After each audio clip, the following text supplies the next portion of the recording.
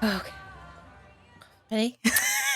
Hello, everyone. I'm Kristen. And I'm Rachel. And this is So I'm Watching Outlander, Season 6, Episode 8. I Am Not Alone. All right. What do you want to do first? Well, first of all, I would like to recognize that Chris Larkin, who is the actor who plays Richard Brown, has a beard in real life, and it does wonders for his face. Yes. Yeah, okay. Yes. Oh, yeah. That's much better. Yeah, I don't want to punch it as much, so that's nice. Good for you. It's the hair.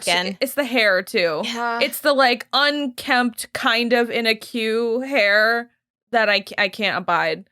You're trying to have the moral high. You know what it's like is it's just like white supremacists. You're trying to claim that you have this weird moral and genetic high ground and you look like Richard Bannon. I'm not doing it. I don't fuck with your attitude. I simply can't allow it. No, not at all. So, call me a witch all fucking day long, but at least it's a no for me.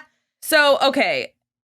I don't remember who the one woman is who was like, you shall not suffer. It was Miss McCormick. Okay. Yeah, something like that. So anyway, we picked up essentially right where we left off.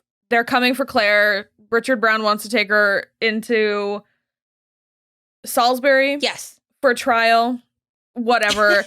They make a stand, and Jamie, he's an excellent shot because he was trying to hit the ground right in front of his feet with those long guns, and he managed to do it. Because the whole thing with those muskets are they are impossible to be a good shot at them. So the fact that he gets two shots in front of him and hits his hat. It hit his hat, yeah.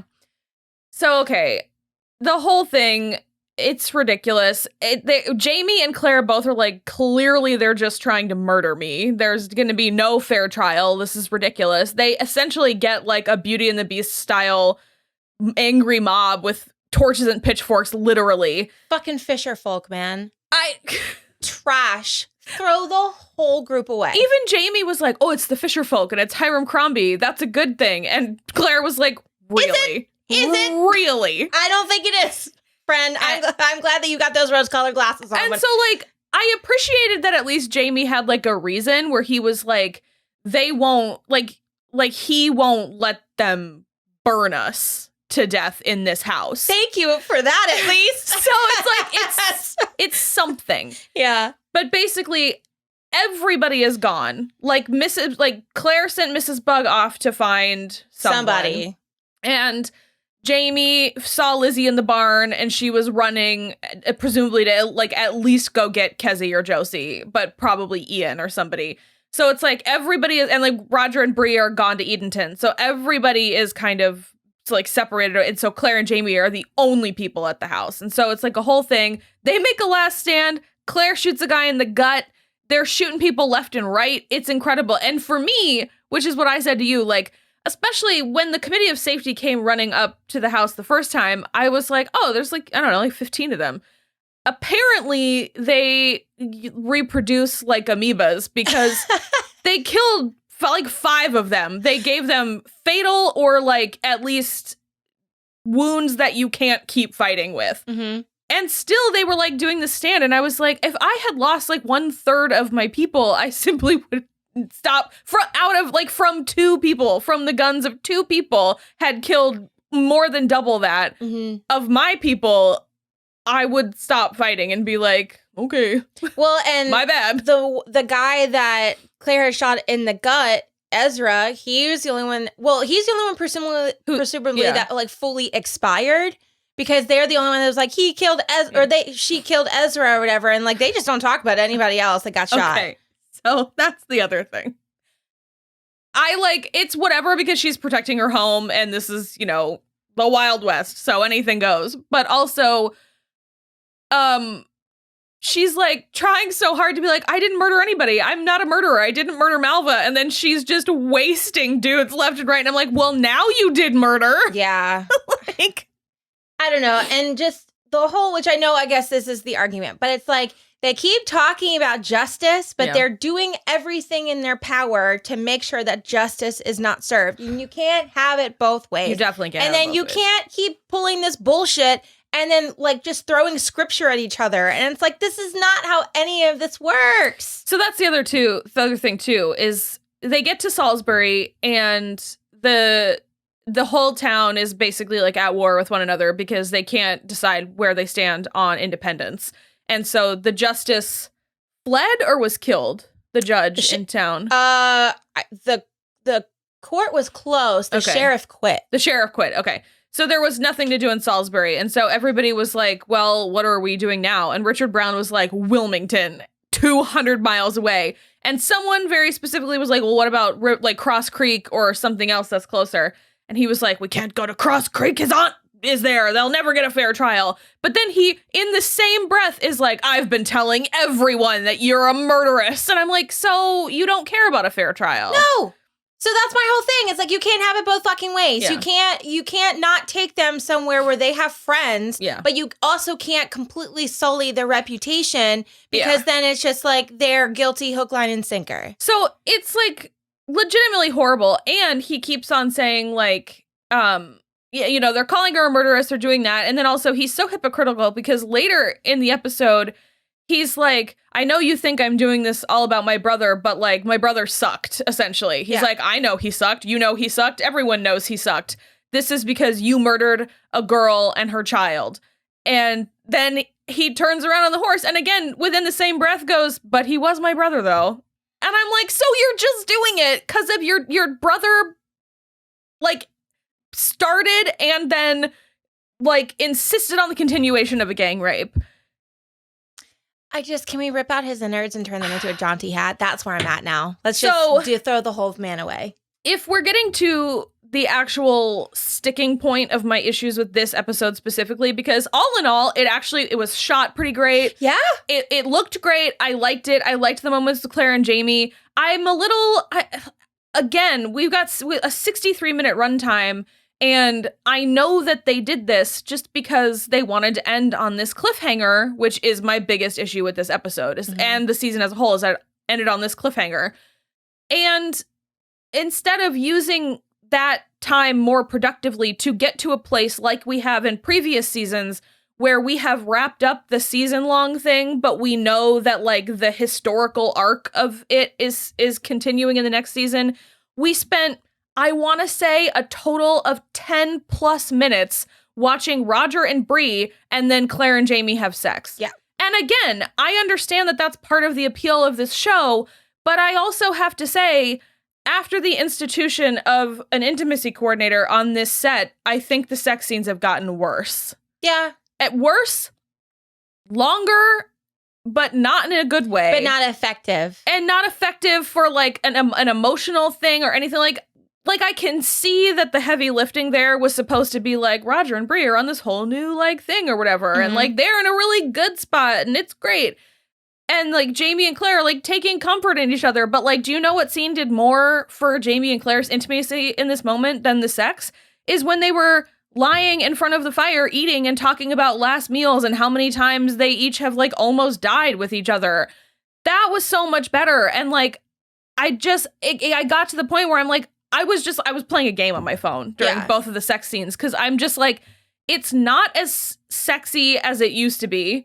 And I guess if the actors are like feeling better and more empowered and like more taken care of because of the intimacy coordinator, go for it. Then perfect. Fine, 100%. Then it's just, I don't want to yuck anyone's yum. It's just not for me. But I just feel like if Sam and Katrina have been doing this so well for 5 years prior, I don't know. I don't know what happened. I don't know either. And to call for that. Of the two, we didn't need Bree and Roger. Yeah. I didn't need that. No.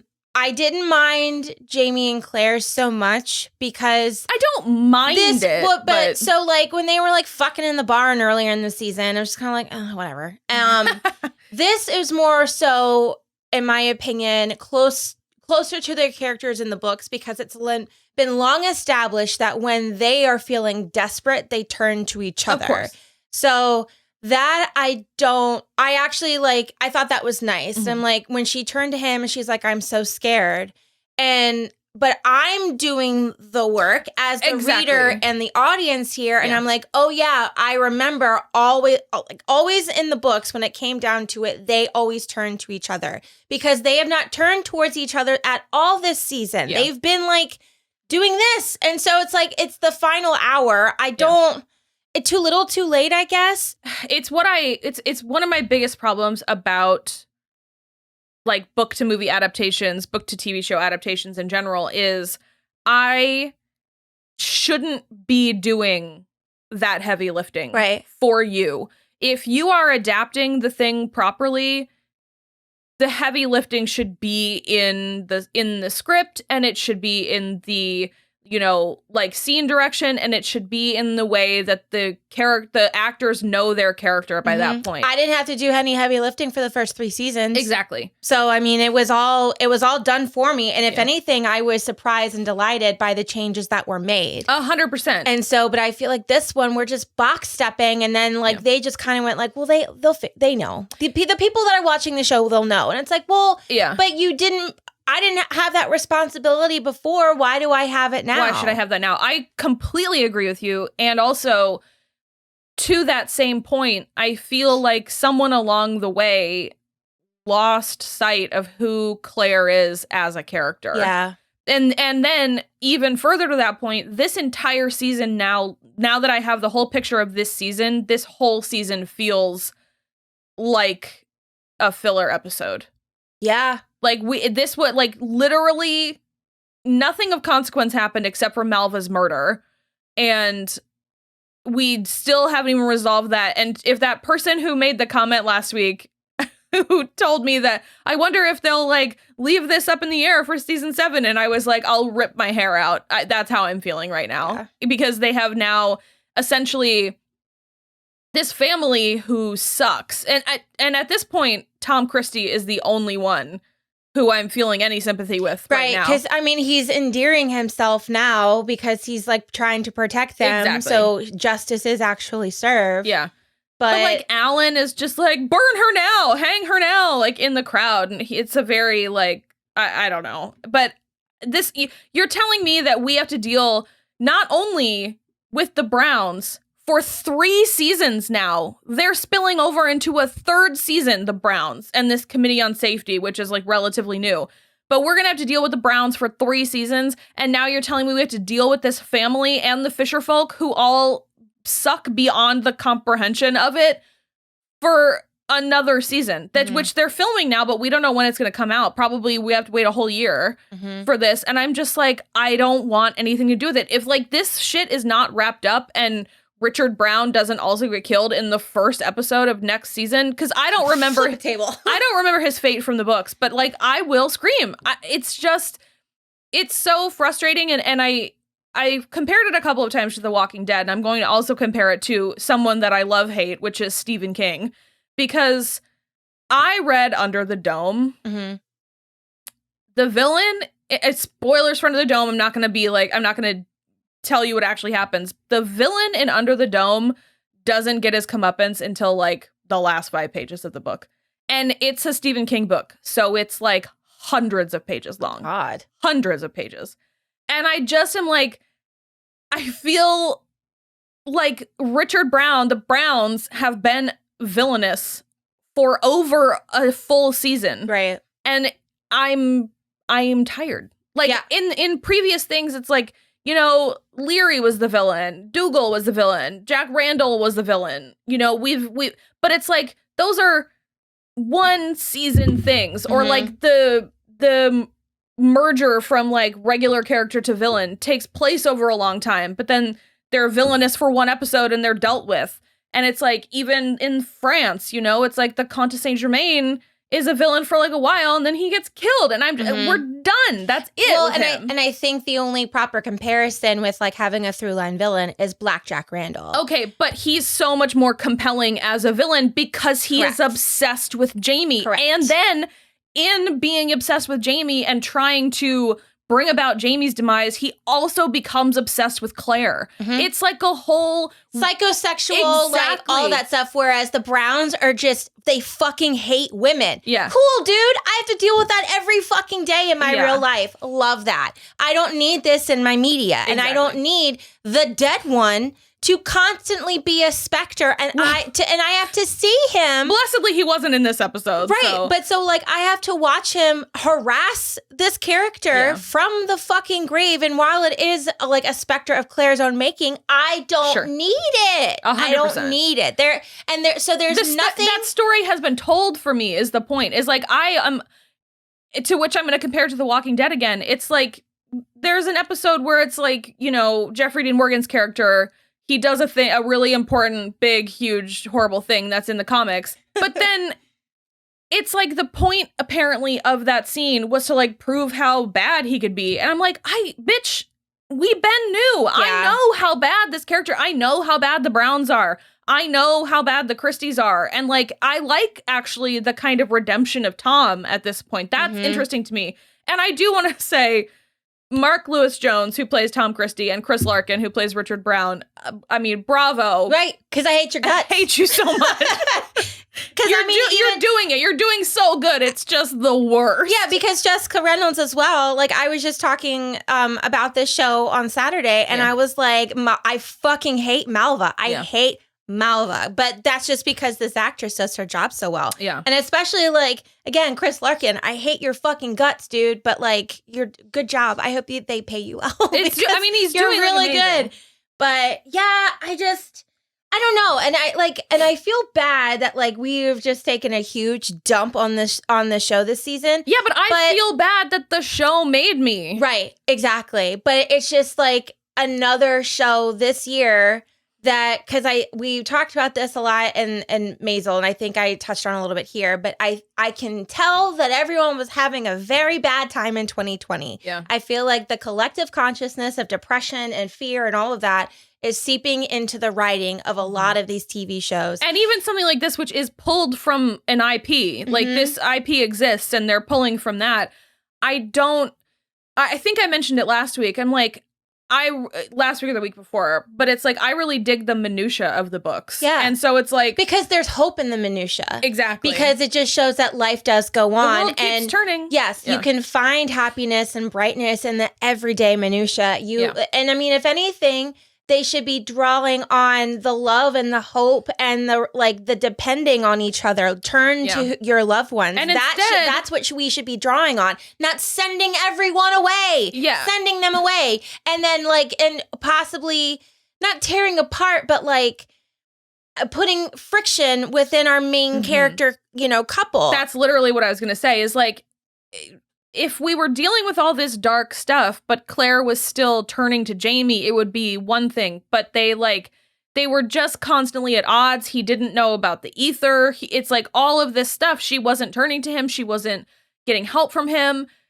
None of it. And it got to the point where I just was like, you're breaking this relationship. That's the core of your story. And it's not helpful, at all. And if the point was like with the ether and Lionel Brown they were devices to show that Claire's way of coping, which is compartmentalizing, was breaking, and that she was turning, the self-esteem was going away and it turned into self-hatred. You have other vehicles to kind of like show that out loud, because with the ether, everything just cuts off. So we don't get any of the internalized stuff. It's just, she's just quitting. And so it's like, okay, well, then people are going to know, like, if she's having to hit drugs, then people will know there's an issue. Why not? Because Marcelly doesn't have this large of a role in the books. Why not use Marcelly in this way to maybe have those conversations, or she witnesses Claire like fucking up a surgery or something. Yeah. Or she becomes really sloppy and then she's really angry at herself and she isolates, but Marcelly kind of pushes in on that isolation. Yeah. Why not use that as the way so they can vocalize it, because we don't have the luxury of having like inner monologue. Yeah. So instead of having this spooky man that's like not real, have an actual person, and like maybe, they could have wrapped up the Fergus stuff a little bit quicker, and then having Marcelly be the one that she kind of like plays the inner monologue. Yeah. So I'm going to make you madder. Oh God. And I think because as soon as Marcelly served Fergus's character, they left town. I'm just saying. I think it's the type of thing where it's like, I know that there are enough women involved behind the scenes that, like, I don't necessarily think this is happening on purpose, but I think it's one of those kind of unconscious bias things where people are like, oh, well, like, this would be a really great thing for Marcelly to do. And then it's like, as soon as she's done, like, fixing Fergus, we don't have anything else for her to do. And I'm like, I simply don't believe you. You know what I mean? Yeah. I mean, if you're going to change Marcelly from the books. Yeah. Then do it. Yeah. Like, like, I get it. I get it. That's just like you're right on the money with the internal biases and everything. But also, so many of us are fighting against that urge because, like, you know, my cousin came to visit this weekend. And so we were kind of like talking about life experiences. And weirdly, like, she and I have had some like different stuff, but weirdly, fixing men has always been like a crux of our issues, right?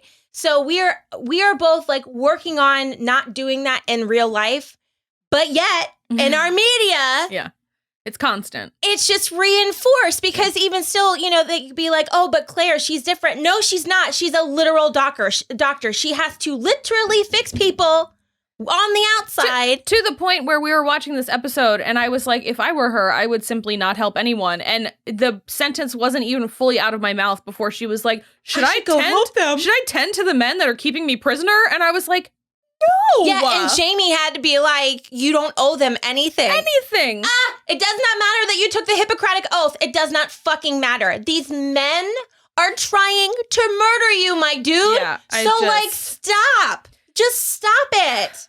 And it's like, and you've fucking killed men before. This is why we have these, you know, obviously you don't want to. Of course. But, like, these men keep forcing your hand.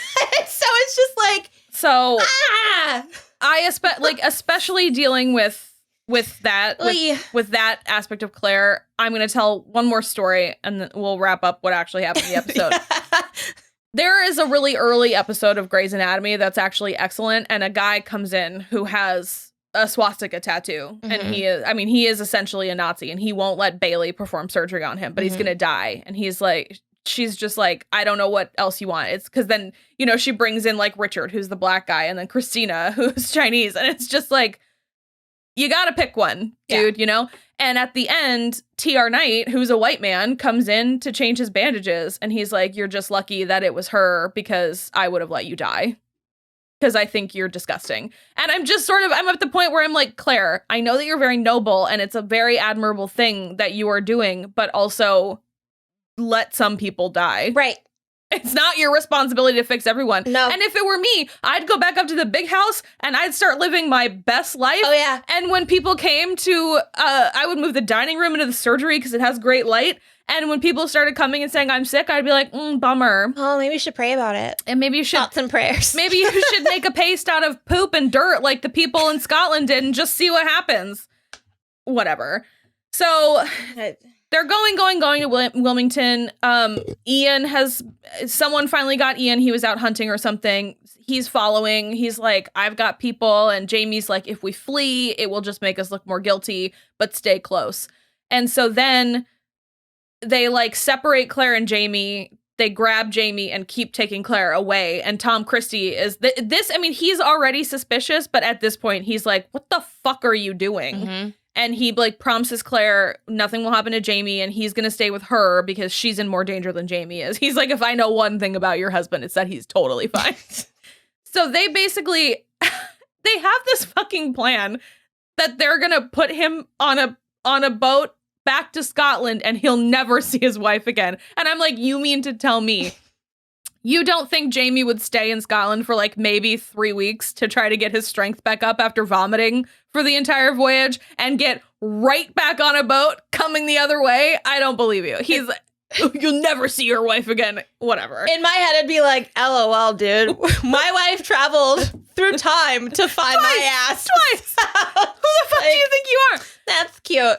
So that's when Ian and the Mohawk we fucking cheered when we noticed that it was the Mohawk. Yeah. It's like, fucking right, gotta help Bear Killer. Literally, Ian and the Mohawk, like Gandalf at Helm's Deep, off the top of the cliff, just wasting dudes with arrows and guns, and a couple of them had the the like malady thing. Yeah, and the boat captain just fucking swims like bye. Can't be fucked to stay. He was like, never mind. Yep, I'm out. I'm good. It's not worth it. And then like probably the coolest shot of the whole season is the guy holds his hand up, gets shot through the hand through the eye. Because Chief Bird, and it was just kind of like I loved it because he's using the guns that Jamie got him to fight for him. It was nice. Very cool. And then we end on a cliffhanger of Jamie and Ian and all the Mohawk riding on the beach trying to go to Wilmington. Yeah, when we got that sweeping overhead shot of them riding the horses on the beach, it's like, oh, we're not going to get back at all. So we don't officially know when season 7 is happening. I do, like I said, know they're filming right now, but that's all I currently know. I guess it's worth mentioning that we get confirmation that Jemmy is Rogers. Because he's got something on his. I think I have one of those. Really? Yeah. I don't know. I don't think I do. Yeah, I'm real freckly everywhere, so I have like there's tons of moles like under my hair. Yeah, I just look exactly with my dad, just with like a full face of makeup on. So I would do the party trick, but like he's not here to make it worth That's it. That's too bad. If you're wondering, my dad's got like a crazy mustache. So, but yeah, and Jemmy gets lice, and so that's how we figure out about the Nevis. Okay, that's the last thing I'm gonna say. That's like a legitimate complaint is that like. While I did enjoy the Roger and Bree stuff, and they're just like having lovely conversations, they're trying to decide when they should tell Jemmy that they can travel through time and like about the future and stuff. I like that they're not fighting because I feel like their relationship is so much. They just fucking bicker. But I do think I appreciate all of that stuff. But when we're again.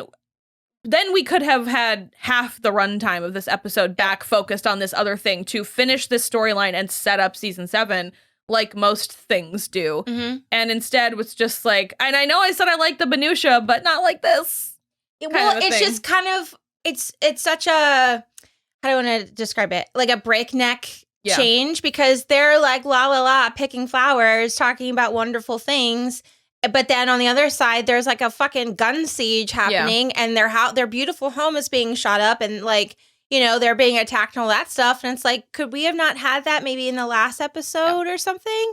100%. I don't know because I feel like this episode should have just been purely dealing with the Browns and all of that stuff. Because then I also feel like we could have like ramped up tension a little more, but it was like every time we got to a ramped up tension place, we went to Roger and Bree. Mm-hmm. And so it was like a whoosh. And it's like, I don't prefer that. Yeah. Like I don't mind a cliffhanger, but again, not like this. But like the cliffhanger is that we have the Revolutionary War looming. Exactly. So you tie up this stuff and it's just like, okay, well, here's another redcoat coming down the driveway. What's he going to say or something? Credits. Yeah. You know what I mean?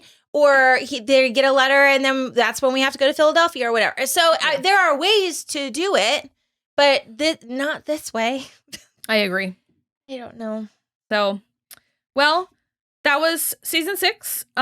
If you have enjoyed this even remotely, we are also covering season 1, which will replace this to start coming out on Sundays again next week. We've already done the first half.